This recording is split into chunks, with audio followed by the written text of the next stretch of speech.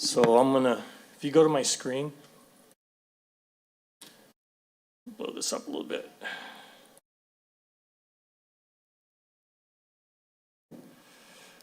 So I just go over the agenda really quick. We're gonna review and approve minutes from September and October, since I missed it last month. We have a continuation of the ANRAD from very early in the year on Wonderland. We have a continuation of a notice of intent. We don't, 63 Elliott Road, the DEP has not yet issued a file number yet on that, so that'll get pushed till December. Notice of intent for 63 Mills Avenue. They're adding a floor to an existing home. Continuation of a notice of intent for 6 Agawam and 1198 Road. It's a demolition of an existing building and used car lot. Notice of intent for 110 Ocean Ave. It's construction of a mixed-use development level. What did it say? With 1 level of parking, 6 levels of apartments. We have an amendment to the order of conditions for 320 Charger Street. The DEP had intervened. They had some questions. We're going to amend the order and they'll unintervene. We have a request for termination of applicability for 11 Ellerton Street. The owner wants to install a drip edge along his existing driveway and sidewalk. It was approved years ago, but it was never done. He wants to finish that up. And we have a notice of intent for 23 Blake Street. This is construction of a 2-family dwelling on an existing foundation. And then we'll get into enforcement, correspondence, and some site visits. So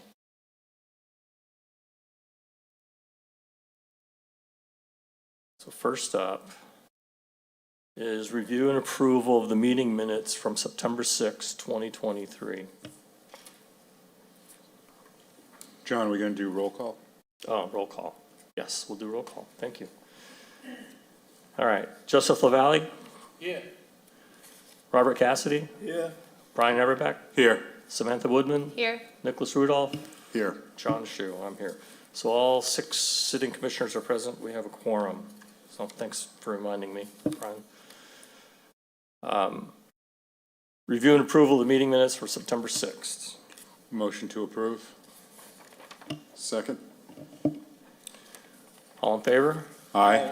All right. So those are. And review and approval of meeting minutes from October 4th from last month. Are there any corrections, additions, deletions? Looks good. Hearing none. No. Motion to approve. Motion to approve. I'll second. Second. All in favor? Aye. Aye. Okay.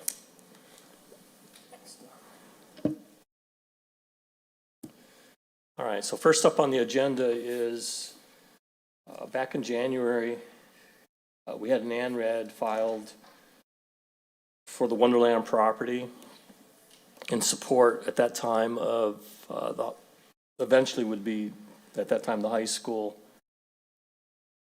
We had gone and approved to engage a consultant, and with the city kind of pulling out of Wonderland as a high school site, it's been tough getting agreement. So finally the city has come back and asked us, they would like to withdraw their ANRAD application without prejudice. So what that means is basically we would need a motion to close the hearing and not vote on it or act on it, so that at a later date, if they wanted to refile the ANRAD, they could. Is there anyone, since we still are in an open hearing, does anyone from the audience have any questions or comments?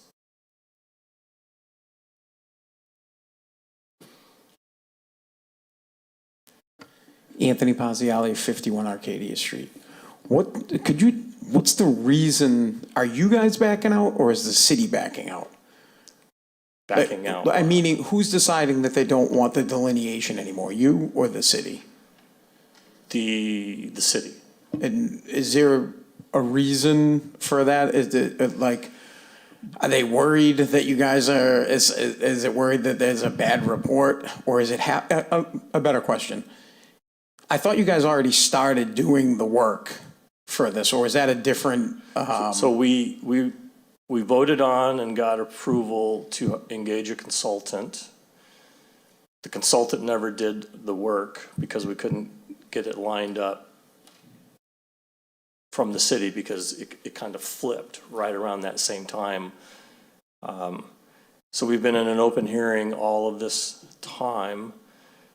I finally had to let the consultant go because we were going back and forth with him. We were just, kind of playing, can you do it on this day, and then have to cancel, do it on this day. So the city finally requested to withdraw the application, because right now, if we closed the hearing and voted on it without that request, we would probably come up with a negative determination, and that would be good for 3 years. This way, they have the option.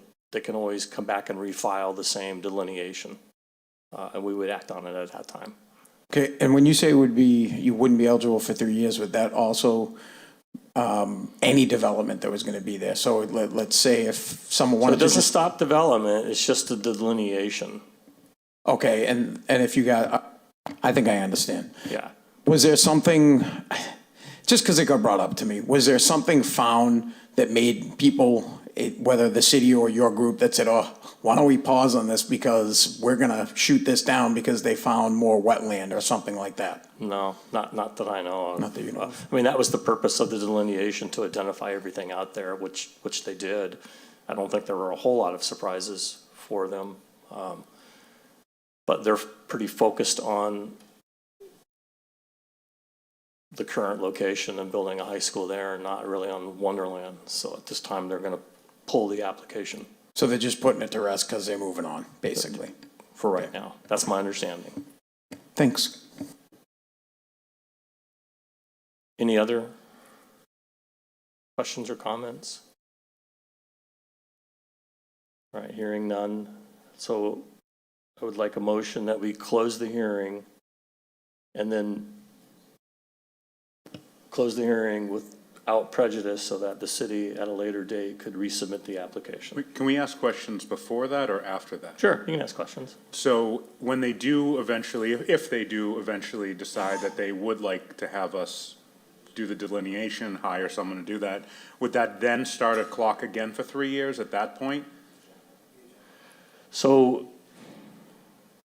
a delineation, once approved, is good for 3 years. Okay, And it could be extended if requested by an applicant, which would require the commission to go back out and verify that indeed those boundaries are still valid after 3 years.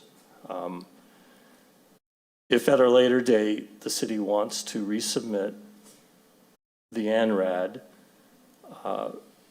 the most likely they would send someone out to re-flag everything. They would probably update the maps, submit all those updated drawings, and we would maybe or maybe not hire a consultant again to go out and help us verify the boundaries, and we would vote on it at that time. okay. Thank you for clarification. And I'll make a motion if no one else has anything else they want to say. All right, so all in favor of closing the hearing without prejudice, which would allow the city to resubmit at a later date? Aye. Aye. Aye? No, All right, one opposed. me. Okay, all right, so you got that? All right. So that hearing is closed. Next up is a notice of intent, DEP file number 061-0809, 63 Mills Avenue. Owner Catherine Aborn. They're adding a second floor to an existing home, construction in accordance with FEMA by raising the first floor 2 feet above the floodplain. So is there someone here to speak to that? I'm going to go ahead and open the hearing. If you could state your name and hit your mic there. Here you go. Now we're on. Yeah. This is Mark Aborn, the homeowner and applicant. My name is Morris Shop, and I'm an architect working with them.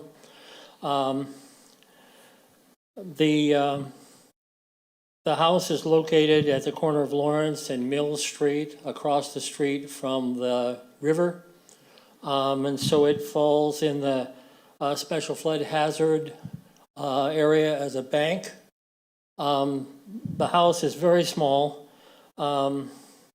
750 square feet on a 5,400 square foot lot. All the setbacks are in compliance with the current bylaw. The lot is slightly undersized, but it's existing non-conforming lot.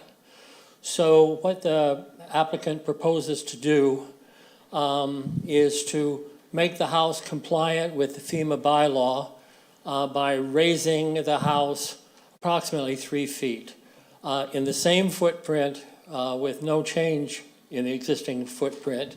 The reason for this is that much earlier on, the building inspector elected to conclude that the addition of a second floor in the existing footprint, where this house now has a finished attic, would be a major alteration and would require either FEMA compliance or that the addition could not be more than 50% of the value of the house. Additions are expensive, values of houses are not so expensive, and so we are here in order to get your permission to make this existing dwelling comply with the FEMA bylaw in the following way. The existing finished floor elevation of the house is exactly at 10, which is the 100-year flood elevation in the zone. The bylaw requires that all of the wood construction be 24 inches above that. So that would be elevation 12. So what we're proposing is approximately elevation 13 above the, in order that all of the wood framing construction of the existing house comply with the FEMA requirement. This is not that complicated because it's a very small house. The existing top of foundation is right at 100, which is the 100-year flood level, and therefore we can raise the house and increase the height of the existing foundation using concrete blocks, and in so doing, we can leave the appropriate openings above the 100-year flood level that FEMA requires. The existing crawl space already has a permeable gravel floor in which water appears, of course, from time to time.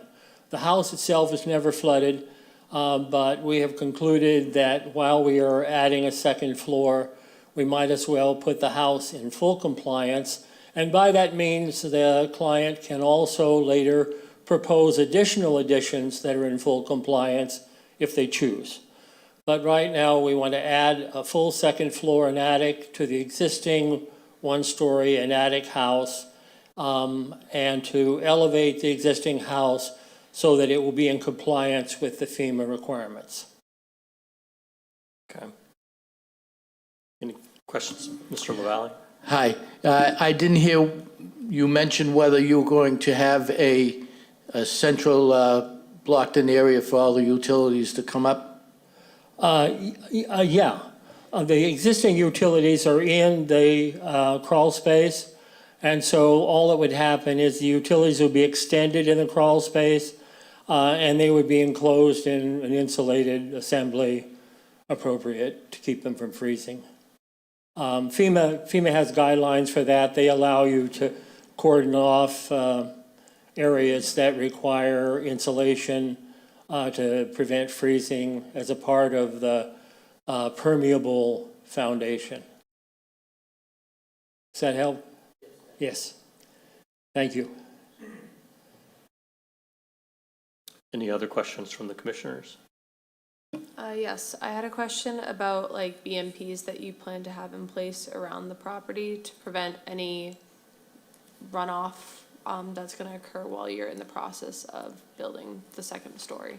I'm sorry, could you repeat yourself louder? Yeah, so just any BMPs that you're gonna have in place to prevent runoff onto the street or into the sewer system, like silt, like the silt basin catchers that will prevent like anything from going down the drain, things like that. I'm sorry, I didn't understand. She's looking for your drawing that shows how you're going to control erosion and silt. Oh. They're in the, they were provided to you, but I have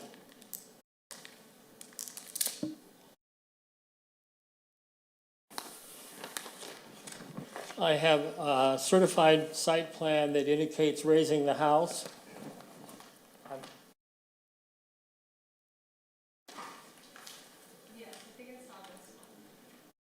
in addition, I have a certified site plan that shows the mitigation necessary during work.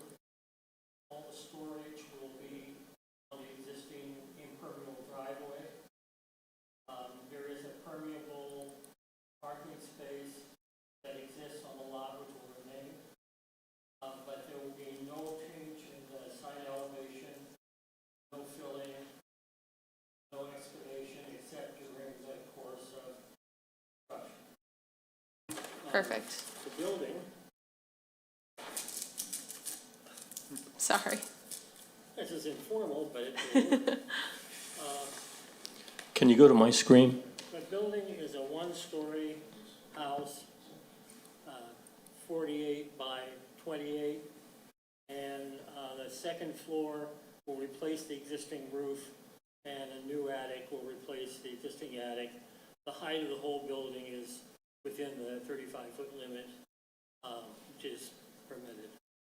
Want to see the plans? That's okay. Okay. Thank you so much. Normally, it would be kind of alteration that you could do with a short form permit almost anywhere, but in our case, because we are on the beach, so to Right. speak, a beach that was made artificially 75 years ago, we have to raise the house. Thank you. So included is an erosion control drawing with details. All right, are there any questions from the public? Hearing none. You guys have any additional questions? Well, I wanted to make the builder aware that we have specifications for the openings, I believe, in the order of conditions. Do we not? Yeah, in my what is it called? In the notice of intent, we include the FEMA regulations for those openings. And ironically, it's easiest to do when you extend a foundation with CMU, because you have the opportunity to leave those openings as required without much effort at all. And then, of course, the openings are headed off, and they're like basement windows with no windows, essentially. But the percentage that's required, I can't recall what it is, but it's included in my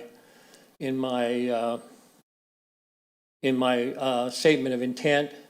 And more important, I can assure you, the building inspector will be right there with his tape measure, making sure that those openings are according to the bylaw. So our special conditions require it be done per FEMA.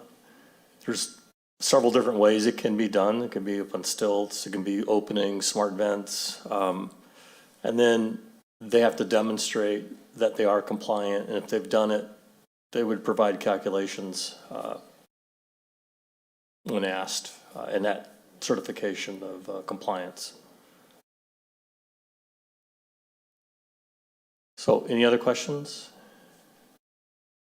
So there were a couple comments from DEP They don't want to see the laydown area on any of the grass or existing ground. So your laydown, you'll have to utilize your existing driveway, asphalted and concreted areas. I think there's 2 of them there.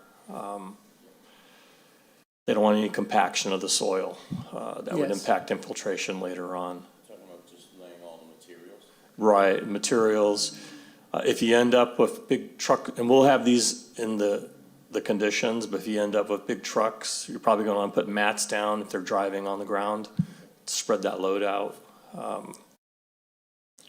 I think that was the main concern from the DEP on their comments. This is a 3-generation family of 7 living in this house, Yeah, and yeah. so we will be most happy to comply with your conditions regardless of what they are, unless they include like a case of beer or something No, like that. no, nothing like that. No, this is a good project. This gets one more house out of the floodplain, if you will. So, Yes, we'd be happy to do that. all right. So if there are no questions, Make a motion, we close? I'll make a motion. I just did. need a second? Second it. Second. Second, all in favor? Aye. All right, hearing's closed. Thank you all so very much. All right, thank you. Any discussion? Good luck with the house. Yeah. All right, so if there's no further discussion, a motion to approve the NOI and issue an order of conditions? Motion? I'll second it. All in favor? Aye. Aye. Okay. So where'd they go? Okay. Yeah. All right.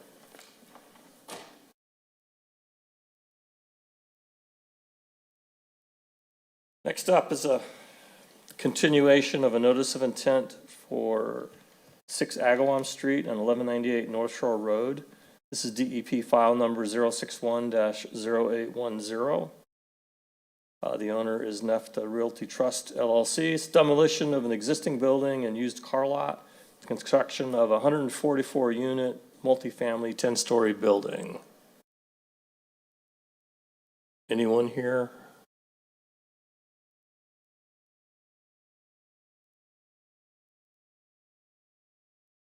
Well, that's interesting.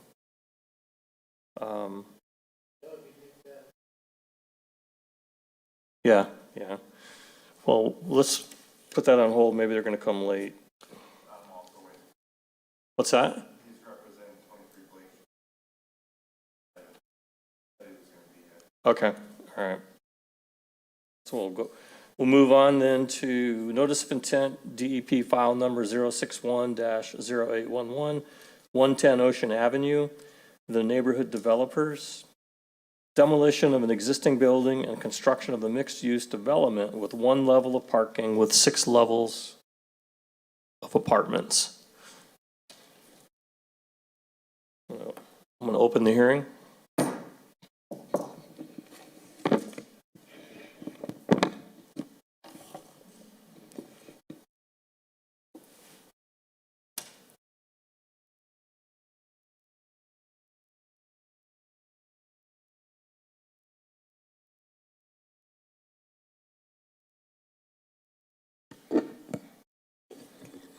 Good evening. My name is Katie Cruz. I'm a civil engineer with Hancock Associates. I'm here this evening representing the neighborhood developers. I'm here with Steve LaFerrier and Cassie Whithouse from the neighborhood developers, as well as Nancy McNeil from D'Ambrosio Brown. The project is located at 110 Ocean Avenue. It is between Ocean Avenue, which is planned down on this plan. The blue line right-of-way runs through the back, which is planned up, and residential developments to the north and south. The existing site has a 2-story brick building and a parking area next to it with grass area around it. That will all be demolished and replaced with a 6-story mixed-use building. So the lower level will be garage, and then there will be 6 levels of apartments and assisted community living space above that. The project site is fairly small itself. It's 0.37 acres. The building will occupy most of the lot with landscaped area around it. An existing curb cut will be closed and a new driveway will be constructed. So those will be modifications to the existing sidewalk. Other than that, there isn't really a lot of site work other than walkways entering the building. The project is in Concom jurisdiction because it is within land subject coastal storm flowage. It's in a FEMA AE zone with associated elevation 12. And then it's also within the 100-foot buffer zone to a strip of bordering vegetated wetland that's on the west side of the Blue Line tracks, which I think is a drainage ditch, but the buffer zone just extends a bit onto the project property. The lower level of parking will be within the flood zone, but all of the occupied spaces within the building will be on the second level and above. The elevation of that level is 17, which is 5 feet above the flood elevation. There will be a stormwater management system, which will pick up water from the roof and will be directed into a concrete system of chambers, which is that rectangle there. Those chambers will have a solid bottom because there's an underlying layer of organics on the site, which would prevent infiltration. An overflow from those chambers will drain to the stormwater system in Ocean Avenue. There will also be new utility services that will connect to the mains in Ocean Avenue. Could you, and I might have missed it at the beginning, but could you just talk about the existing use of the current building and the proposed use of the new building? Yeah, thanks. Sure. And I'll let Steve, he can describe that better than me. Because I think it's pretty cool, so. Yeah, Steve LaFerrier here with the neighborhood developers. The building right now is owned by North Suffolk Community Services, formerly known as North Suffolk Mental Health. They have a group living facility there. It's considered a nursing home for the sake of Revere zoning. So we've partnered with them to redevelop the site. So on the second floor, we'll be recreating that group living environment and adding an extra bedroom. They currently have 7 and we'll add an 8th. In addition, we'll be creating a 5,000 square foot office space for their adult community and clinical services team, which is their set of folks who work with clients who live in community-based settings throughout the community. And then on floors 3 through 7, we'll be creating affordable homes. All 48 of those apartments will be affordable, primarily to families. 36 of them are 2- and 3-bedroom units.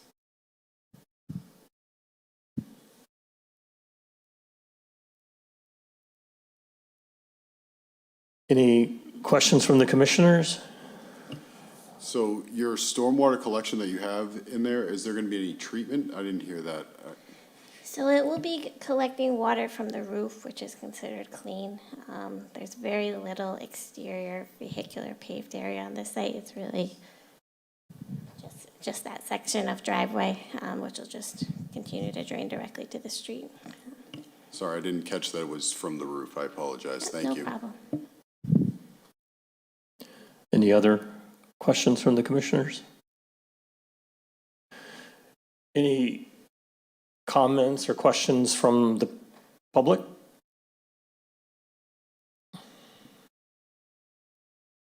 Anthony Pazziali, 51 Arcadia Street. I know you guys are only concerned about the water aspect of the project or conservation. I just want it to be noted that the city is in dire need of this public housing. We are 717 units short of our requirement that we need to meet for it to be at 10% by mass law. So I hope you guys could please consider passing this. I know that you stick within your lane, but I wanted you guys to know that the city really needs the 48 units. Thanks.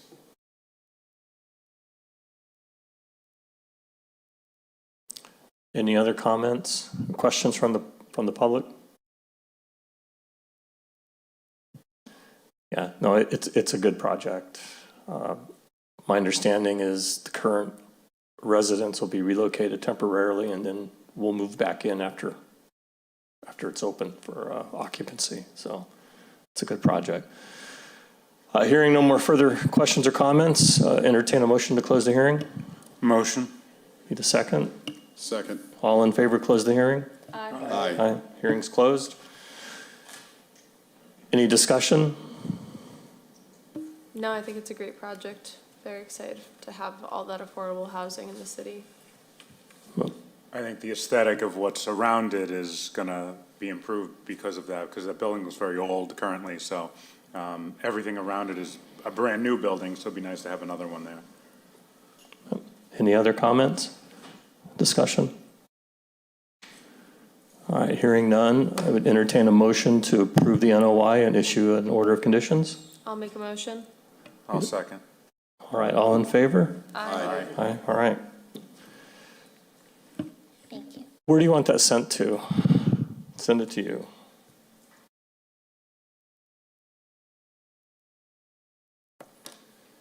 All right.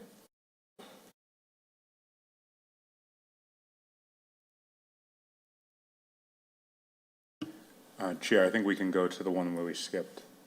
Yeah.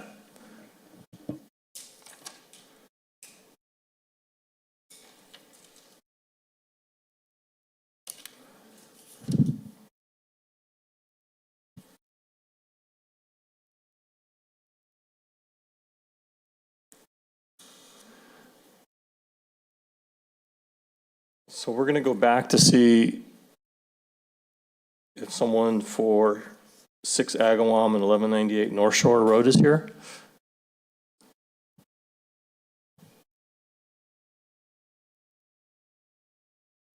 This is a continuation of the hearing for a notice of intent, DEP file number 061-0810.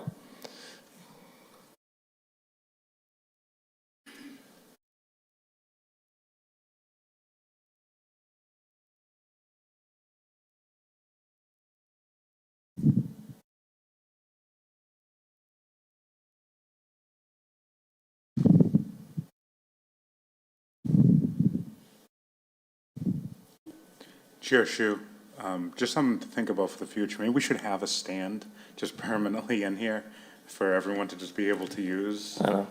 When I send the agenda out to all of the participants, I always tell them to bring their own stand if they're going to be presenting something, because we don't have one. I think maybe for the, someone to bring on the whoever the next mayor is, to bring to their attention that I think we could use a stand. Thank you, Mr. Chairman, members of the commission. For the record, Rick Sell with Engineering Alliance. Apologize for not being here earlier. I thought there were a few items before me, but I guess they moved a little quicker than I expected. Nonetheless, this is a continued hearing on behalf of Nefta Realty Trust. We had opened the hearing at the last meeting, described the project. It's a redevelopment of an existing site that contains a used car dealership and a multifamily dwelling. We did have a site walk since last meeting. We did submit a supplement under, basically defining how this project meets and exceeds the FEMA requirements and the state building code requirements relative to the 100-year floodplain. It's a podium building. FEMA allows 3 things to be below the floodplain: parking, storage, and building access. Those are the only 3 things that we have below the floodplain. Everything else is elevated quite a bit above the floodplain. So it would actually exceed their requirements. So it really doesn't do anything to impede the ability for this lot to flood, should it flood during those events. So I guess with that, I'll turn it back to the commission if there was any additional questions or comments. Can you go to my screen? There you go. So that's the 3D rendering of the building. You can see it's up on stilts. Concrete piers, yeah. Yeah. Any of the commissioners have any questions? Can you, Rick, go back over a little bit the stormwater management, any tree treatment or anything like that? Sure can. Because you are adjacent to that creek that runs behind you. We are. So this is like I said, it's an existing site. The majority of the site is paved, but occupied by Wonderland Auto. There really are no best management practice on site. There are some stormwater controls around the building that you may have seen, some trench drains that discharge back into the creek. So what's going to happen in the post-development condition here is there'll be a ridge around the building so that any stormwater that lands on the roof will get directed down to a subsurface infiltration facility. Any stormwater that lands on the pavement section will flow out towards the edges of the property that are curbed. They'll flow along that curb. They'll enter into one of 3 deep sump hooded catch basins, which then discharge to a water quality treatment unit, which has an extraordinarily high TSS removal rate. I think it was 93% given the limited amount of pavement, at which point it'll discharge into the subsurface infiltration facility where it can infiltrate back into the ground.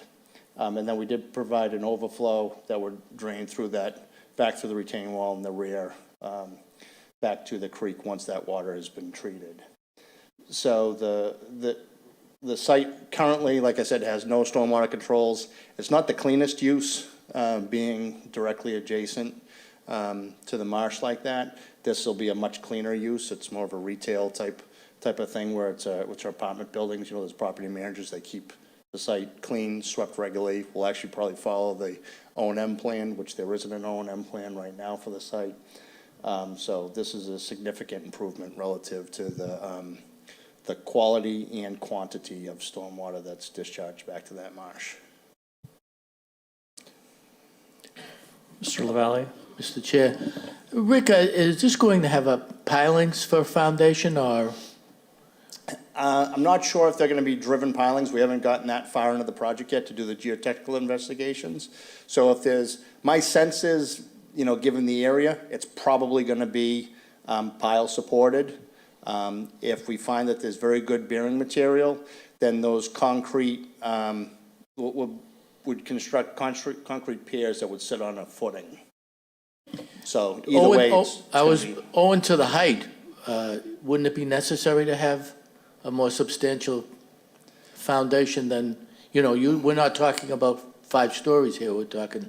Correct, yeah, based on my experience in this area of the beach, this close to the marsh, it's likely going to be pile supported. I'm curious because I can recall back in quite some time ago how deep some of the pilings had to go to get to bedrock on some other areas in the vicinity. Yeah, and that'll come in the next phase of the project as they head towards building permit. They'll do the geotechnical investigation and understand exactly how the foundation system would be built. Any other questions from the commissioners? Rick, how high up is the building going to be in when it's complete? How high up will it be off the? So it's going to be 10 stories, and the height.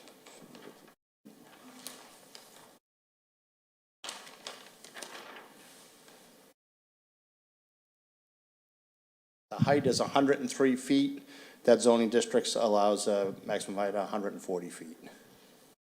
And then how high will it be from ground level to the base of the building? Like, is there going to be? 12 feet. 12 feet. So that parking deck will be at about elevation 6. So our first floor will be up at elevation 18. The floodplain's at elevation 12, so it'll be 6 feet above the floodplain. Yeah, so that certainly accounts for sea level rise and all the coastal resiliency measures. But you are going to have parking in the floodplain. Yeah, we do have, I believe it's 36 parking spaces or 39 parking spaces in the floodplain. Any other questions? Yeah, this is actually for you, Mr. Chairman. Inasmuch as we're not sure, the developer is not sure what they're going to have for a foundation, will we have to have an amendment to this at some point? Or will you have to come back to us and let us know? I don't see us working outside of the developed footprint that would be approved in the notice of intent. If something caused us, I mean, if anything, I think that it's probably gonna turn out to be driven piles, which would be less of an impact than excavated foundation systems. But nonetheless, everything would still be within the limit of work that would be approved, so I don't think it would require an amendment. Yeah, I mean, we don't typically comment on the actual type of construction of the foundation. Unless, Yes, I understand yeah. that, but then again, we usually have it determined to us what the foundation is going to be. I don't remember leaving it open-ended. sometimes we get that ahead of time, sometimes we don't. It kind of depends project by project on what they're building. You know, is it a slab on grade? Oftentimes, the construction drawings at the notice of intent level just aren't created because of the expense that it takes to do it. I mean, a set of architectural drawings for this building is in the millions range. It's not, you know, in the tens of thousands range. But nonetheless, you know, if we were gonna do some kind of an excavated foundation that would require an over excavation that would go outside the limit of the footprint, I think that would cause us to have to come back before this commission. But I think if we just had driven piles and grade beams that are within the limit of the building as shown, I don't think it would cause a need to return for an amendment. I think it would fit within the scope of the notice of intent.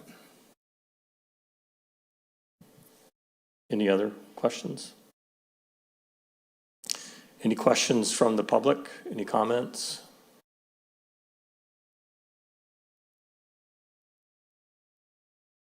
All right, hearing none, entertain a motion to close the hearing. I'll make a motion. Need a second? Second. All in favor? Aye. Aye. Hearing's closed. Any discussion?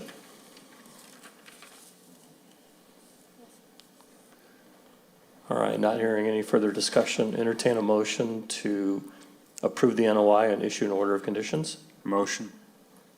I'll second. All in favor? Aye. Aye. All right. Where do you want that sent? You can pick it I'll up? pick it up, yeah. Save the postage. I think you were here for round 2, Rick. The returning champion.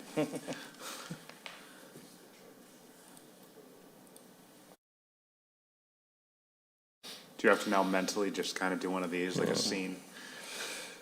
Do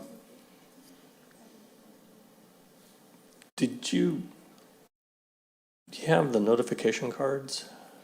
I do.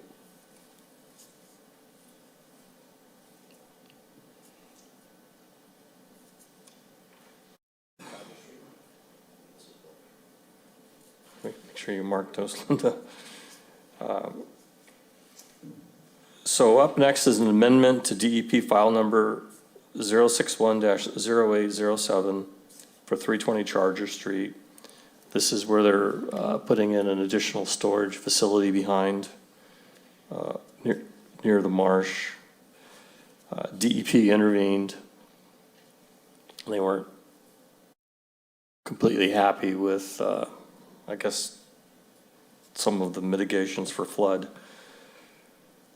So going to open a new hearing for an amendment to that. So hearing's open. Thank you, Mr. Chairman. Again, for the record, Rick Salvo with Engineering Alliance. Here this evening on behalf of an RNS Realty Trust. Steve Caruso and Mike Gordon are here this evening representing RNS Realty Trust. So as the chairman noted, the DEP did intervene into this project. They felt that we hadn't met the performance standards for land subject to coastal storm flowage.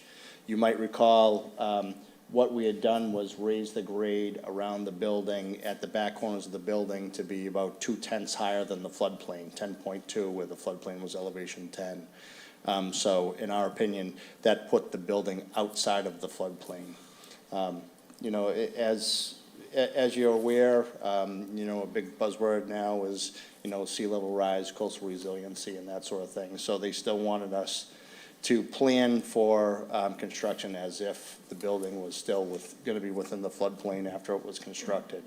So what we did was we added flow-through foundations along the flow-through openings along the rear of the building, which is where the flooding source would come from. It was suggested to the DEP that we should be exceeding that requirement, not meeting that requirement. So the state building code defines, and the FEMA bulletins define the flood opening ratio of 1 square inch of opening per square foot of building footprint.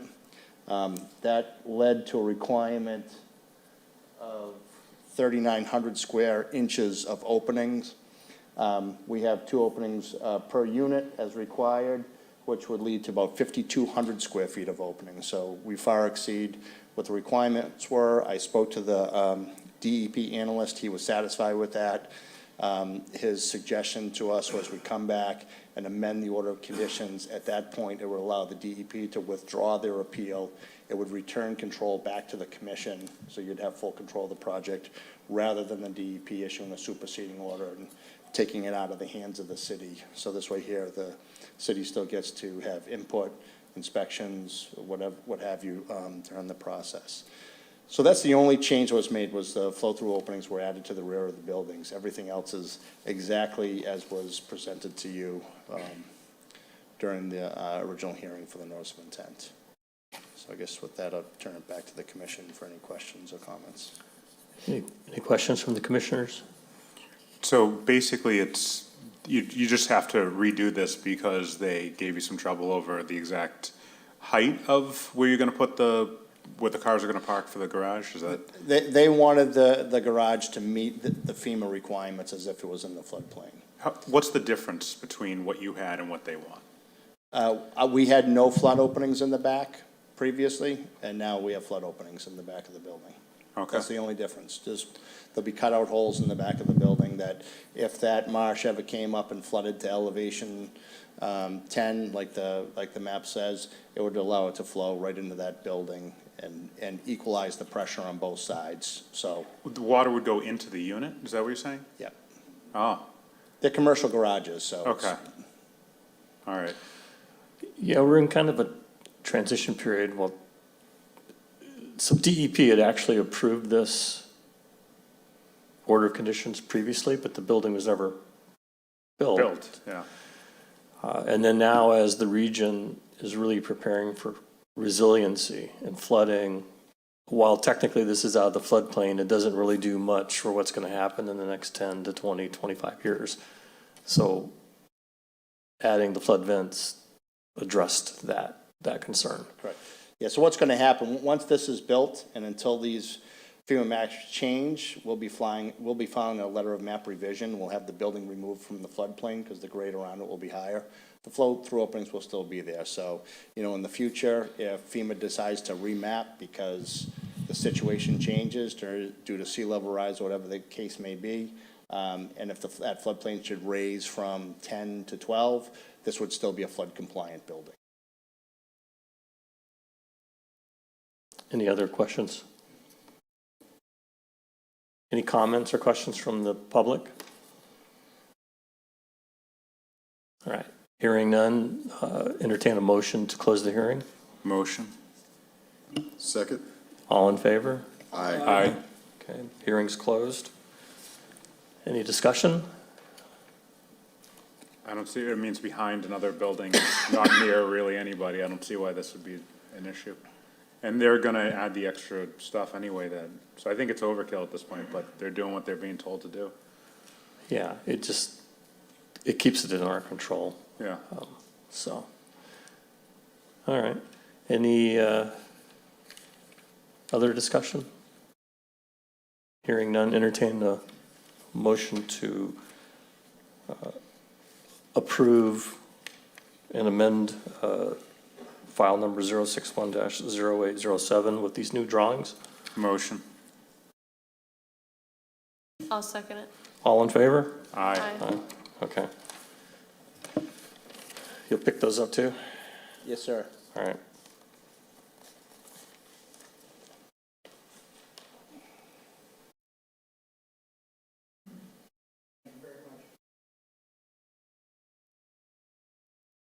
All right, let me pull up this other drawing here. Are you up? I got Is this Blake or is this someone? I've got Ellerton, 11 Ellerton. Okay. You're last.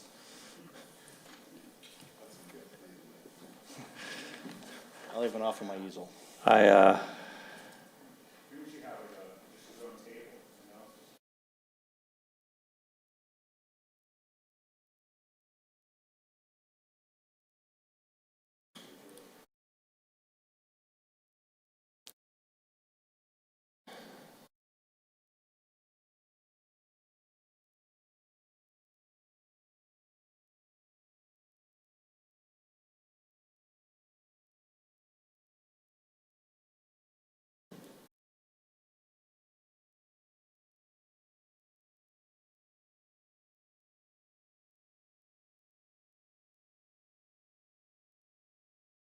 I'm just trying to pull up a file here.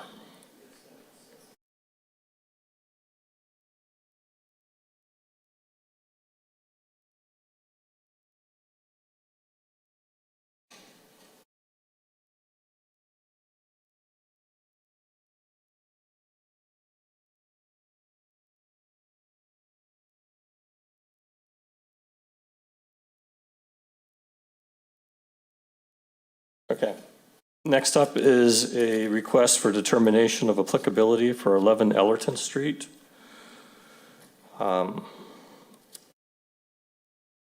Mr. Chia, owner, seeking a negative determination for the installation of a drip edge along an existing driveway and sidewalk. This has been approved previously, but never installed. And what was approved is some years ago was another request for determination of applicability, and they received a negative determination from the commission at that time. So if you go to my screen, I like my big cursor. So the front of the house here is Ellerton. There's an existing asphalt driveway. This at one time was all existing grass. It's all rock right now. And what they want to do is along this driveway and existing sidewalk, he wants to install a drip edge. Basically digging a trench and then filling it with gravel to help with some of the stormwater, a place for it to go and to infiltrate. Did you want to come up and say anything about it? If you state your name and address. Good evening, Sun Chia, 11 Ellerton Street. I really don't have anything too much to add. But when I first bought the house back in 2014, the seller was gonna complete the project, and they actually never did. So I'm here tonight to, ask for a negative determination to finish that channel drain. Any questions from the commissioners? Having toured the property, I would just say that this is something very good that he's gonna do, and it's gonna help with flooding substantially for his property, so I don't see any reason why we wouldn't accept it. Yeah, we were out there two Saturdays ago.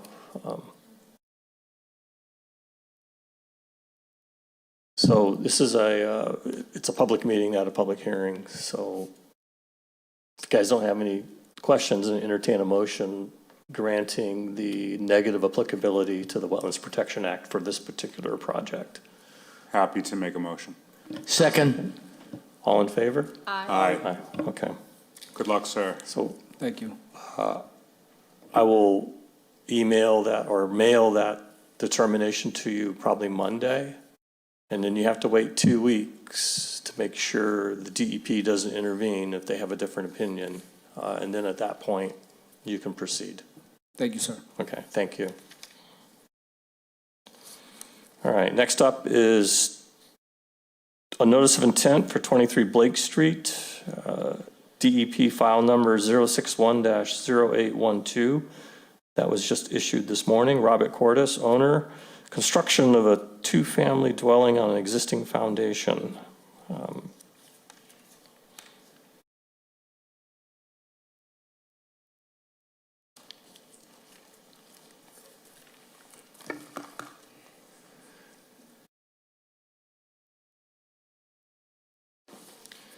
So while Rick is setting up, I'll open the hearing here in a minute. Just remind the commission, we did issue a negative determination of applicability for the demolition of the existing house down to the foundation. So that's already been done. So open the hearing. Thank you again, Mr. Chairman. For the record, Rick Sauer, Engineering Alliance, here this evening on behalf of the applicant. Also, his builder, Level Builders, is here as well to answer any questions. That's right, they did appear last month for a determination of applicability to demolish the existing building and the structure, and that's kind of on and off the property at the eastern end of the property. This is the existing conditions plan. You can see existing building footprint is here. The garage structure is back here. The entire site is paved. The entire site is completely impervious. The majority of the foundation walls will stay, or the footings will stay in place. This is in the floodplain. The only resource area here is the 100-year floodplain. It's surrounded on two sides by roads and developed property to the east. So the proposal is to put the building basically back on the same footprint as what was previously developed. It's, notice in that point of the triangle, it's now green, that structure is gone, so there'll be a net increase in pervious surfaces. Although it's shown as green, these areas aren't very big. This lot's only 1,951 square feet.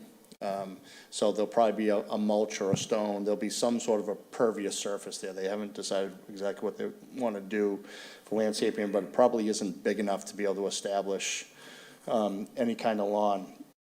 Nonetheless, the garage elevation will be down at elevation 6.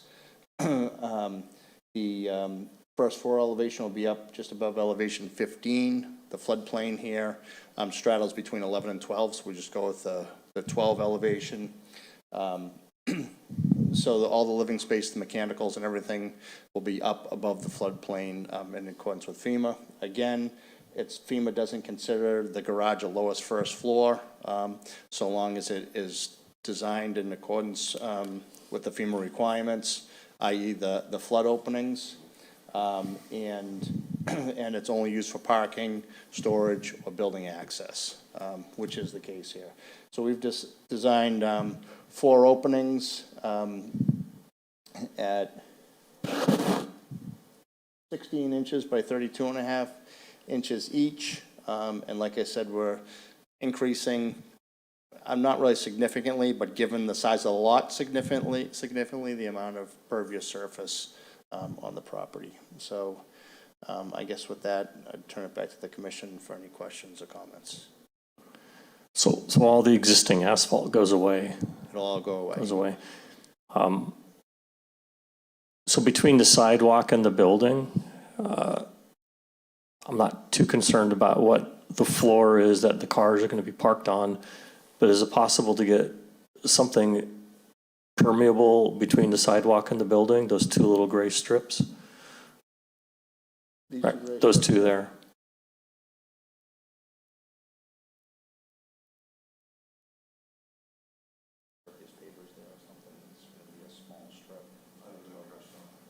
It could be crushed stone, but you go from pavement to crushed stone to the garage floor. Yeah, the sidewalk would be concrete. Yeah, could it be pavers or something like that? We could put some pervious pavers. I mean, it's not going to be very big. It's going to be it's about 3 feet wide, by about, Yeah, with the 2 cars. Yeah. Yeah, But yes, we could do that.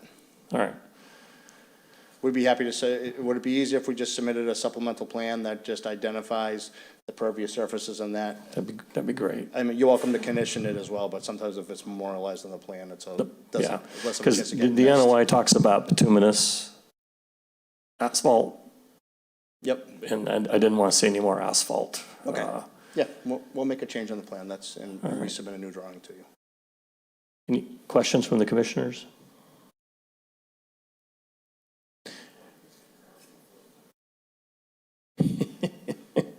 Motorcycles, cars, airplanes, boats.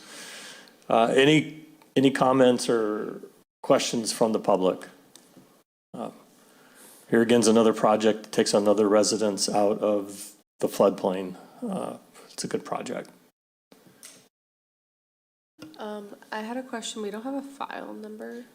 on the Yeah, agenda. There's a file number. It is- 0610812 was issued, just Oh, issued. this too. They issued Okay. it this morning. Yeah, Thank you. just in the nick of time. Yeah, I'm very surprised.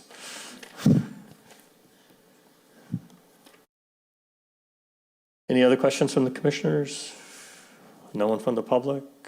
So hearing none, entertain a motion to close the hearing? Motion. All right, all in Second. favor? Aye. Motion carries. Hearing's closed. Any discussion?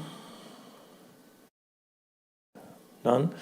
So, all right, entertain a motion to approve this NOI and issue an order of conditions.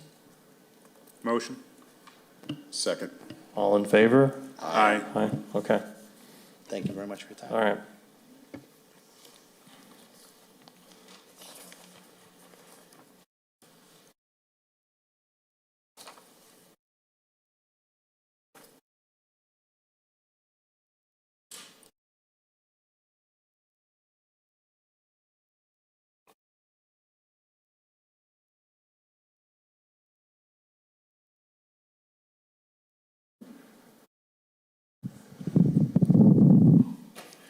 Okay, next up, I think we've gotten through everything.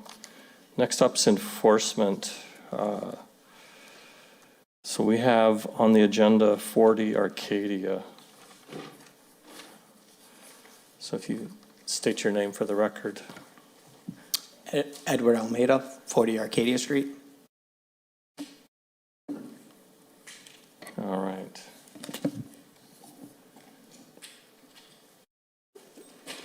So back in September, we'd issued a notice of potential violation and had provided you a list of some things to do and give you some time to think about that, and then have you come back in November. We had more time to discuss it, give you more time. So you're up. Mr. Shu, am I allowed a handout to everyone? Yep. Thank you.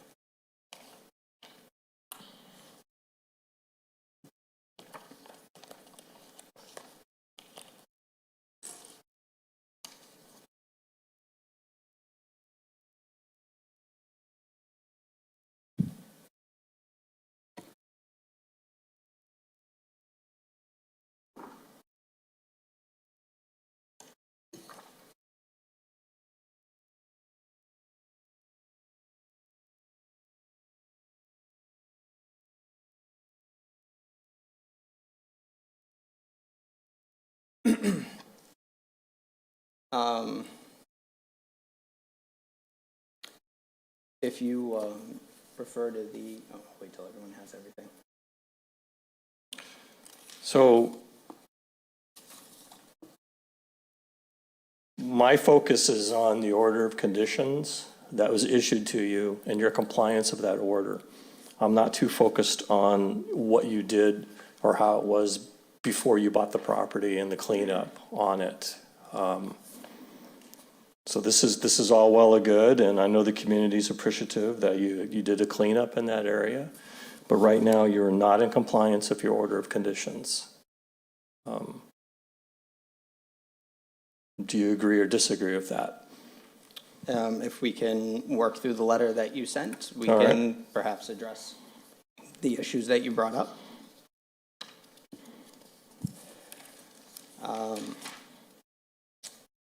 One of the things that was stated was that there was not a sign posted.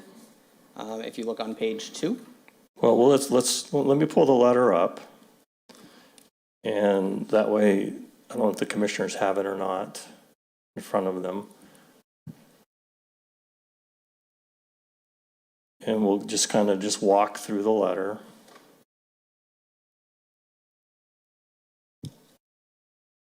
So let me blow this up.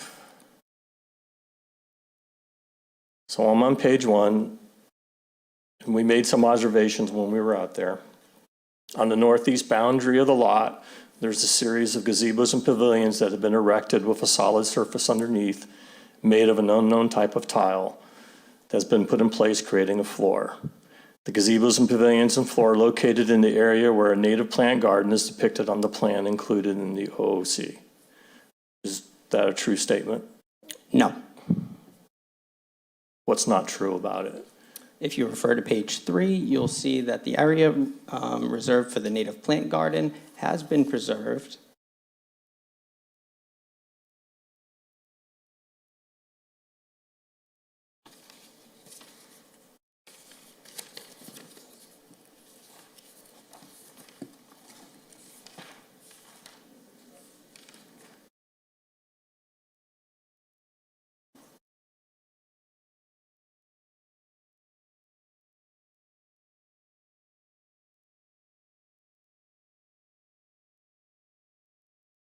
So you're saying here, this native plant garden is still there? Correct. And you're saying the gazebos and the tiles are not there? No, I'm not saying that they're not there. I'm All saying right, that they are so- not in the area of the native plant garden.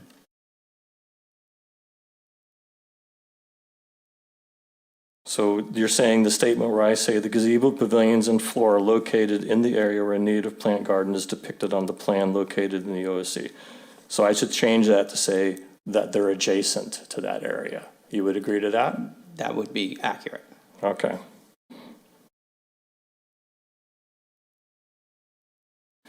My next observation was the lot was covered by artificial grass carpet. Do you disagree with that? I do not. Do you disagree that artificial grass carpet is not mentioned in your order of conditions? Also correct. Okay. The next observation was, and this was an observation, the land slopes towards the fence on the northwest side as viewed looking from the northeast to the southwest. Do you disagree with that? That's not my observation, but could So- be the case. So we observed that, and in the letter, we put the burden on you to prove that that's not the case. Because if it is the case, then all that water is flowing towards your home. So we, later on in the letter, we've requested, you know, when you come to certificate of compliance time, you're gonna have to provide a topographical map demonstrating that it's not sloped that way. Okay. We did not observe a sign displaying the OOC file numbers required by the condition 10 of the OOC. Was the sign there? Yes. Where was it? It was in the window above my driveway, as you can see in the photos on page 3 of my handout. It was previously posted on the gate at the base of the driveway. However, the gate was damaged during a storm and had to have some work done on it. Page was, Yeah. I'm sorry. Yeah, I see it. Page 2, I'm sorry. All right, so you're saying the sign's posted now? Well, currently the sign is here, but So it's not posted? it's not posted at the moment. I took it down before the meeting Okay. and we'll All right. replace it. So I when can make a note of that.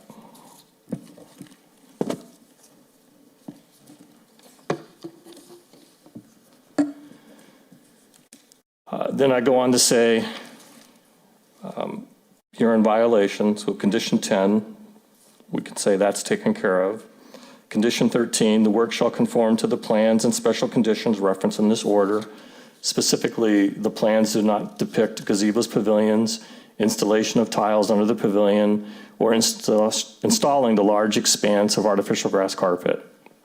That is not in your order of conditions.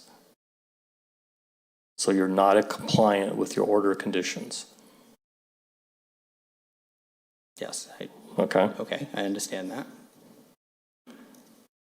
So, and then we've directed you, if you want to keep some of that stuff, you need to submit a new notice of intent for the pavilions and the paved area. You've installed the sign, and you need to remove the artificial grass carpet. Sign was installed. I didn't just. That's fine. I didn't It's just. fine. We're just mincing the words here. The sign's there. I've acknowledged that. So we've also directed you to remove the artificial grass carpet. While grass carpet in professional installations and fields and athletics, there's a lot to installing it, to keeping it permeable. Grass carpet during a rainstorm is not permeable. It takes a long time for the water to soak through, and this actually enhances sheet flow, and I think is exacerbating, some of the flooding that's coming on down towards your house. And it's not in your order of conditions to install that as a surface. So, lastly, we recommended or instructed you to grade the lot so that the neighboring lots are not adversely impacted by stormwater flow and provide a topographic survey. So I see you've got a letter from a neighbor saying they're not impacted, but you don't have a letter from your neighbor. From 3 neighbors. Yeah.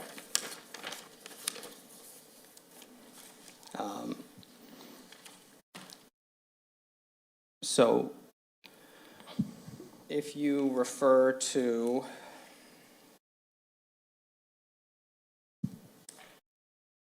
pages 5 and 6 of my handout.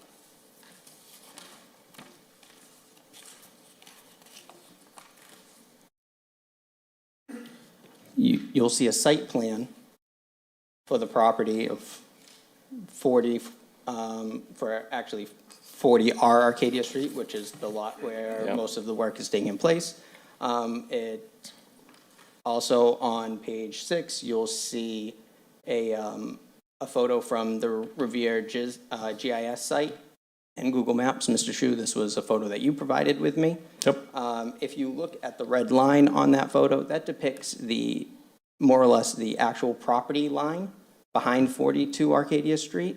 And that shows that there is a significant encroachment on my property, which is preventing me from completing the work in my order of conditions, which is the native plant garden that is supposed to run behind 42 and 46 Arcadia Street. The purpose of the native plant garden is not just to provide a place for vegetation and to beautify my property, but also to provide an area that acts as a barrier for any water runoff or onto my property. You can see an example of that on page 7, figure 2. This is a portion of the native plant garden that is actually in between 40 and 42 Arcadia Street. We have a section of this that runs along between 40 and 38 and goes down and abuts the parking lot, which actually sends a significant amount of water onto my property. So I know that this native plant garden is working the way that it should be. It's soil and gravel along with other plants to help prevent water runoff. Mr. Shu, you are aware that the parking lot is higher than my property. And I don't think it's hard to understand that there would be water runoff from that lot onto my property. Your suggestion when I brought this up to you during your site visit was for me to make alterations to my property to prevent the water runoff, which I found curious, but if I was granted access to all of my property, I would be able to finish grading the property in a way that would prevent water runoff from 40R onto 42. I would also be able to install the native plant garden, which would be quite sizable in that area. My submission of the NOI predates most of the personal issues that I have with the neighbors at 42. Unfortunately, I believe that they may have used the Conservation Commission in a way to cause problems for me, but that's not your problem. Are you saying the people that put up the fence Correct. So the fence is on your property, is that what you're saying? By nearly 18 feet. So what- 18 feet by 30 feet. What are you doing to remedy that? We are currently in the midst of court proceedings, Okay. and hopefully we'll have a resolution soon, in that they will have to remove their fence from my property, which will then allow me to finish the work that I proposed to do. If you look at the plans on page 3, you can see that the native plant garden behind 42 and 46 is larger than the native plant garden that runs the perimeter of the rest of the property. I purposely did this because I did not want there to be any water runoff from my property onto my neighbors' properties. And I don't want any water runoff from my neighbors' properties onto my own property. So one other follow-up. You said the artificial turf that you put in, have you seen that add to flooding at all in your time? How long have you lived in the property, by the way? We've lived there since 2016. Okay, so in that time, how long has the artificial turf been there? Maybe a year. Okay, have you seen any additional flooding due to it? Additional flooding, no. If you refer to page 4, you'll see figure 1 shows flooding off of my back deck. This photo was taken in the fall of 2018, which clearly depicts that flooding, well, extensive flooding is a common occurrence for this property. Unfortunately for my neighbors at 42, because of our order of conditions, we were allowed to place a patio on our property at 40. Adjacent to their property, we have been granted permission to do work on 40R, the lot behind their property. 46, a couple of years ago, was rebuilt and regraded. So all of the properties around 42 have all been fixed in some way, which now no longer allows an avenue for rainwater that collects on 42 to run out anywhere. In addition, they've also paved their driveway, not at ground level. It's elevated 2 to 3 inches. I do not believe that there is an NOI or an order of conditions for that driveway. I may be wrong, but I never received any notice by mail that they were going to be on the agenda or applying for that NOI. So effectively, any avenue that they would have had for rainwater to leave their property no longer exists. So, Chair, do you mind if I ask you a question regarding this? Sure. So if he did the topography to find out exactly, with the slope and where everything is, would he then be able to retroactively file to have the gazebo? The patio, yeah. Yeah, but to date, I haven't gotten any type of a plan. And I totally recognize they cannot do the final grading, and it doesn't make sense to do the topographic map until they resolve the ownership and the boundary issue of the fence. So is it? Totally get that. Yeah. So, and we would amend, an enforcement order recognizing that when it's resolved, we would expect that to happen. In this notice, if they want to keep the gazebo and the pavers, they can do the NOI now. They don't have to do, and it can be retroactive, but they need to go through the process. I don't think you've gone through building inspection and gotten a permit for those either, have you? The gazebos. The awnings and the covers and that, right? They would not fall within being structures that would require a permit. So, but they could do that. Are you willing to go to the building department to see whether or not you do need it and go through the proper channels to? There are 3 gazebos. They're all too small to require a permit. They're all undersized. Okay, then.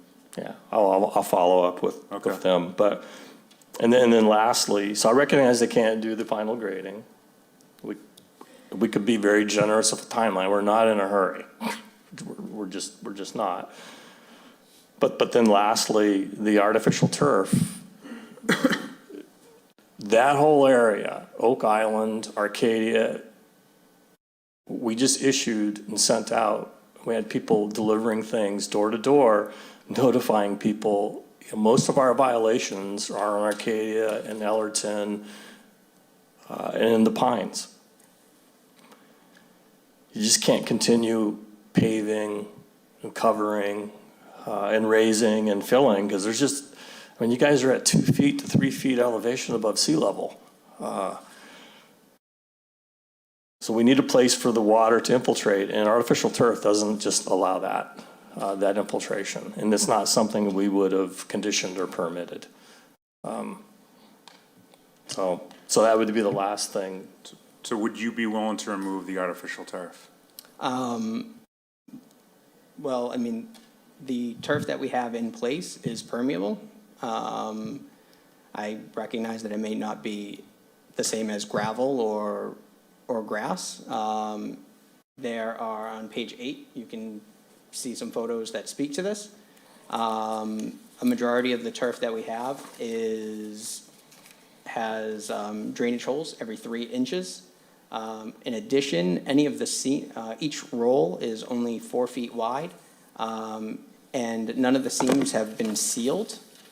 Those are all open. In addition, I would be willing to discuss what I could do in order to keep the turf. I do have a way that I can increase the permeability by 7 times the amount of holes that are there.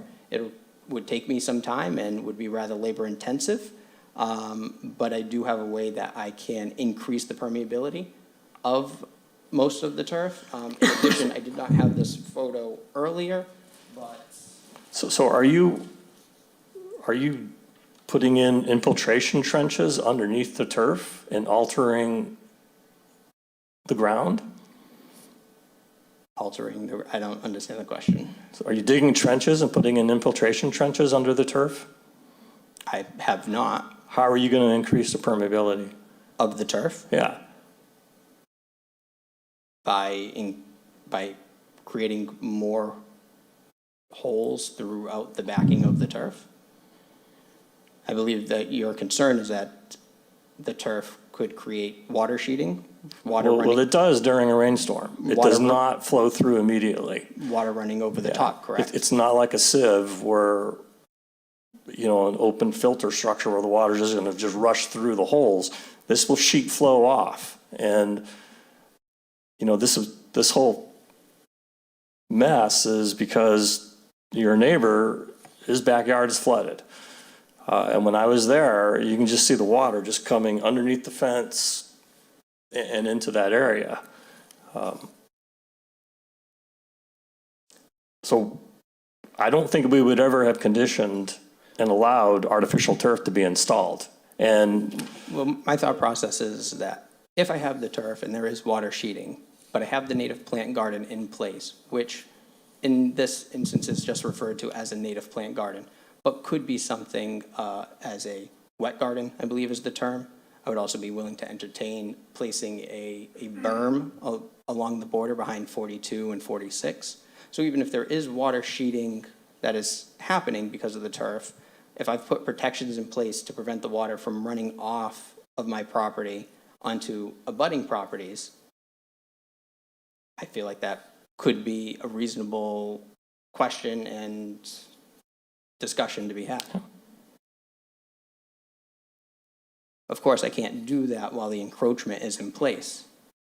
And of note, I have placed several sandbags along the fence line behind 42 Arcadia Street as a kind of measure of good faith, shall we say, or I have no intention of causing any damage to any neighboring properties. I have no intention of causing any problems for my neighbors, whether I get along with them or not. There is a photo in here which could be highlighting. If you go to page 4, figure 2, at the bottom there, you'll see a photo taken before any work was done, and the encroaching fence. If you look underneath the fence, you'll see that the owners of 42 have built a dam-like structure of asphalt and rocks and stones. The question would be, why would anyone build a structure like that if not to, control water flow? So if they didn't encroach on your property, you would have been able to regrade the entire property as it should so that no water would flow onto his property, correct? Correct. And from what I can read from these letters, the abutting properties, aside from the parking lot, which is spilling water onto your property, are not getting any extra water on their property? Correct. They even attest that the flooding to their properties has improved since I've done work on my property.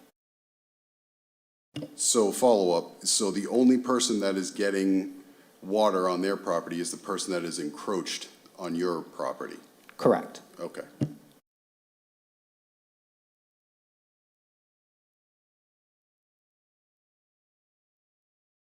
Turn your mic on. It is my opinion that until this is resolved with the courts, you cannot 100% comply with your order conditions as the Chairman Chu alluded to. So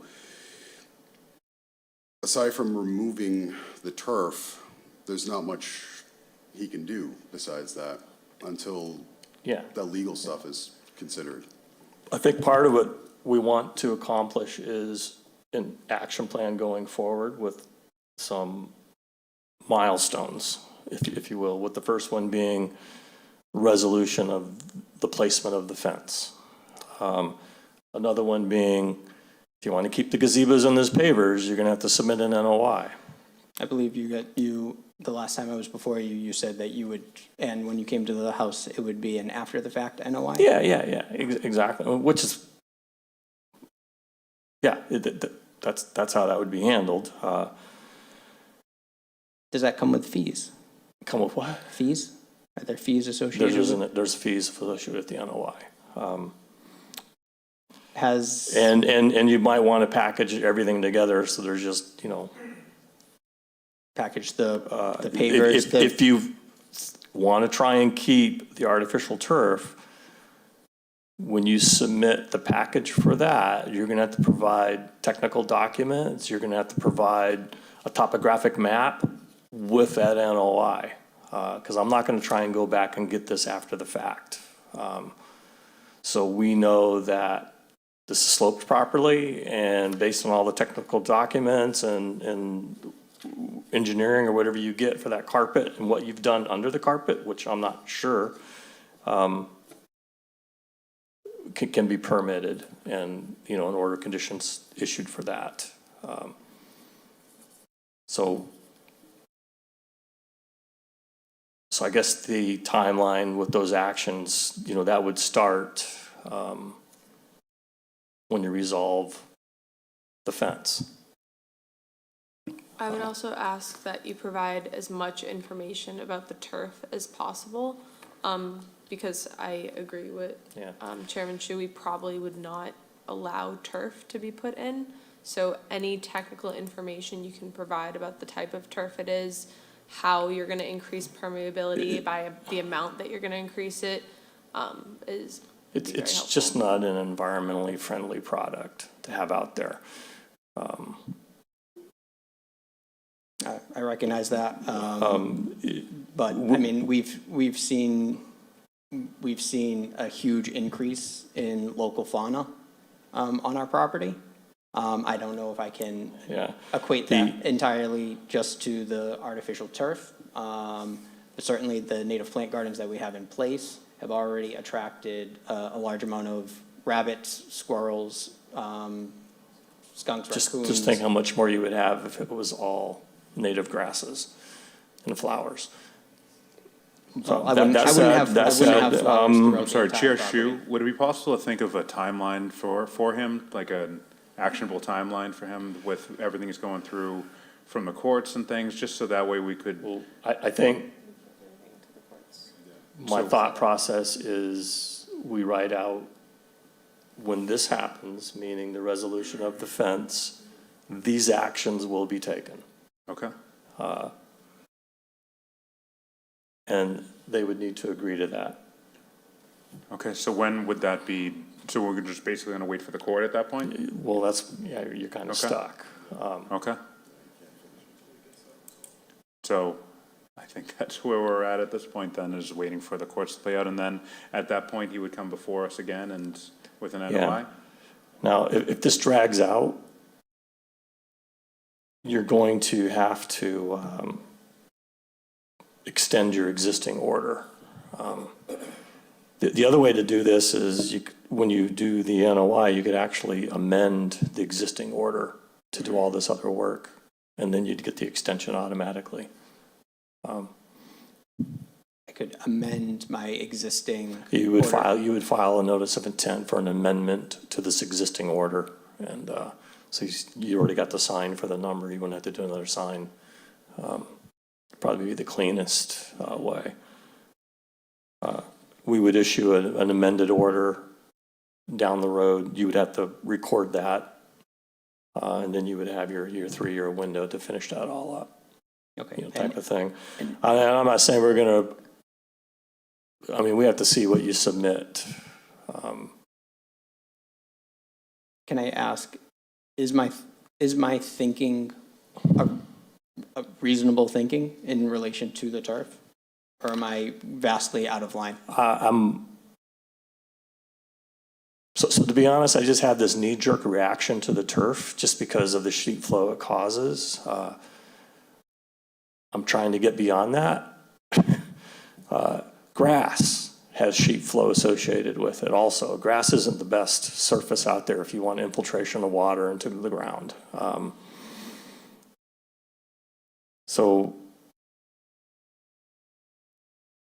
if you're going to propose keeping the artificial turf, we would have a lot of questions, and if it gets beyond our expertise, we would then go and get a consultant, and you would pay for that consultant to help us work through this. Okay. So I think if you're, Mr. Almeida, okay with this, I'll issue a memo. We're going to vote on it in a minute, but basically, as the trigger, when you've resolved the encroachment issues, you will do these 3 or 4 things. Basically, it's going to be either filing a new notice of intent or filing a notice of intent to amend your existing order. And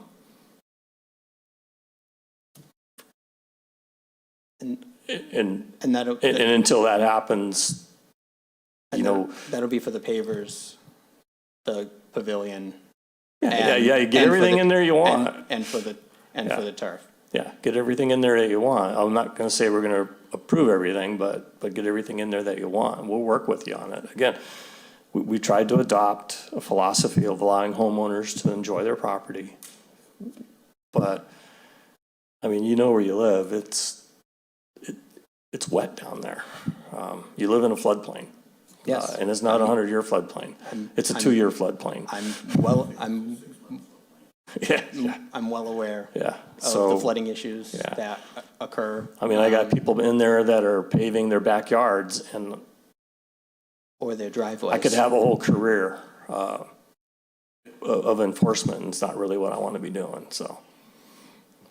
So, as commissioners, are you okay with that approach? Yeah, I think that makes sense. We just kind of hold until you're resolved, and then we. Well, I'm going to issue him a memo, so he's got something Yeah. from us that we agree to, and basically the memo will be, once the encroachment issues are resolved, you'll submit an NOI either to amend your existing order or to get an additional order for these activities. Just want to ask if you feel that that's fair based upon what's going on, if you're all right with that determination. At this point, I feel that that's fair, and, I mean, as long as the Conservation Commission is willing to work with me and advise me along the way unbiasedly. We're willing to work with anyone who shows up, comes here, has a conversation with us. It's the people that don't show up those are the ones that we have an issue with. So you're here, you've represented yourself well. There's nothing else more we can ask of you other than for you to work on your own personal of getting the stuff through the courts. So when that's done, then we go on to the next steps. Did you get a letter from the commission or a notice, a homeowner bulletin notice? No? Not that I've seen. Unfortunately, I do work in healthcare, so I work long hours. Okay. And when I do get home, checking the mail is not always my priority. Could be sitting on my desk at home. Okay. I do have, So the burden will be on you to let us know if it gets resolved, because I am not going to track that. of course, I would not expect that. I did have a question about the NOI or the order of conditions and some of the powers that are granted. I believe somewhere in here it speaks to inspections of the properties, but also a right to privacy and whatnot. And I just want to know what is the extent of the Conservation Commission's abilities for site inspections? Do those always have to be scheduled, and like with the property owner prior to, or? So you do really have no, or do you have the capability of just showing up? no. You have to provide us reasonable access. So when I send 4 emails to you trying to schedule a date and the first 3 have no response or no suggested dates, that's not reasonable. And then when I, in exasperation, sent the 4th one to you and you finally said, yeah, this day's okay.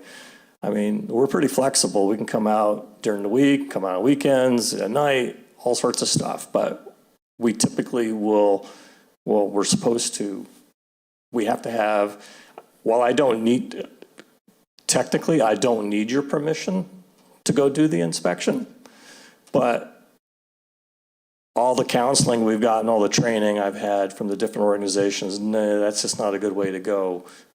Get permission from the owner. Definitely, if we're doing enforcement and I'm not talking to the owner of the property, I cannot enter their property because I don't have an order of conditions giving me that right. Look at your order.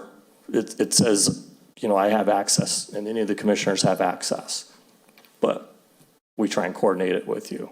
Okay. With regards to privacy, it's a backyard. You've got 2- and 3-story houses all around you. You have no expectation of privacy in your backyard. That said, I'm not going to be taking pictures or flying drones or doing anything. You can see the DOT pictometry website does a really good job of taking overhead videos and pictures of everyone. So I was just asking for my own clarification to what powers the Conservation Commission has. The only time we're going to show up, excuse me. And of note, your emails did not go unanswered, and I'm not going to. I'm not going to apologize for my work schedule, Mr. Shu. There was no attempt to provide a date and time on your part for the first 3 emails at all. And that is because I work every day. So in order to work with your schedule, I don't know what your schedule is. I asked 4 times before I finally got a response. So, anyways, I think we have a path forward. I'll send the memo out. Okay? And I will receive that. Whenever I get it done. No, not when, just how. Certified mail. Certified mail. Yeah. Okay. All right. Thank you. Yeah. Yes, absolutely. Good evening, Anthony Cogliandro, 105 Newman Street, Ward 3 City Councilor. If Mr. Almeida is able to prove, assuming that he wins in court and he's able to move that fence 18 feet back, if he is able to prove a way with keeping the turf and the gazebo and everything that the water runoff does not go into his neighbor's yard, would the commission then reconsider the issues with water sheeting or the turf being there? Possibly. it kind of depends. I mean, you could prevent the water from going on the neighbor's yard by asphalting it. You know, I'm not convinced. I haven't found any really good research that says artificial turf is really a way to go for permeability to allow water to infiltrate into the soil below. Understood. It really doesn't. But what triggered this was his neighbor and the Yeah. flooding into the neighbor's yard, and if that issue is resolved, maybe let the man and his family enjoy the property, that's all I'm Oh, saying. absolutely. I mean, yeah. And through you, Chairman, to Mr. Almeida, do you have, if I may speak to him through you, do you know the dimensions of the gazebo, the height, width, and depth? One that's 10 by 10, two that are 10 by 12. I'm not a professional in that field, but I don't believe that would require a permit. So it's to build. 10 by 30. 10 by 30? There's 3 of them. If they're separate on the land, I'm not sure. Yeah, but that's- I'm not again, sure either. Okay. It's, But- it's good to hear that you're at least willing to open Yeah, up I that don't know up. what the setback requirements are. Usually, Stuff goes up all the time. right. Yeah. Okay, I'm going to stop talking. This is not my area of expertise, but, you know, just, I appreciate your time. Thank you all. Okay, thanks. Sure. State your name and address. I'm Nick Malayson, 143 Lanton Road. I'm actually the former chairman of this commission, member for 8 years or so. He technically could file his NOI before the court case is over, couldn't he? Because he knows he's got to do this stuff anyways. So he could get it ready to get filed beforehand and be on the agenda in December or January or whenever. But those pavers that are underneath his patio are also pervious. So Are they? They are pervious, yeah. And I haven't seen any documentation. Correct, and he's told me that he hasn't, but they are, I just wanted to let you know that they are pervious. But I just want to ask that question for him so he can get the ball rolling before the court case is over, you know, so that way we can. Nick, are you gonna help him? resolve it, so. I'm gonna advise him a little bit, yeah, just, Okay. if he has any questions, I'll do my best to answer them for him, you know what I mean, so. I would advise to get as much help from him as you can when it comes to any of the paperwork.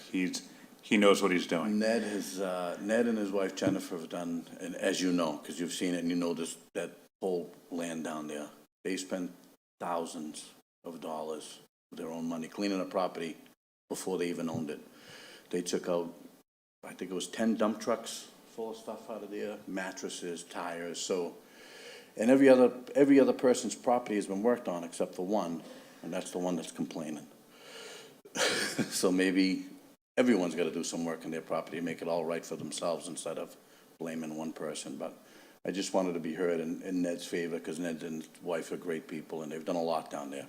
So I appreciate the time and the respect to let me speak tonight. Okay. Thank you. All right.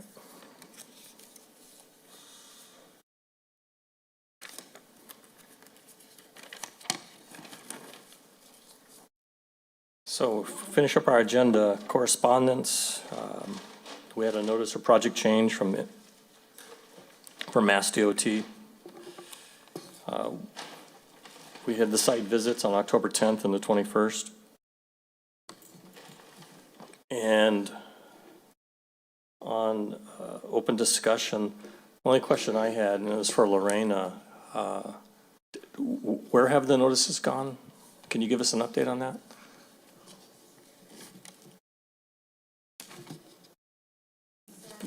We started with Arcadia Street, Allerton Road, and then we went to all of the Riverside neighborhood. So for this week, tomorrow, we'll hope to hit me and the community liaison, Madeleine Pineda, will do the rest of Point of Pines. Okay. All right, you guys have any questions? So I have a question.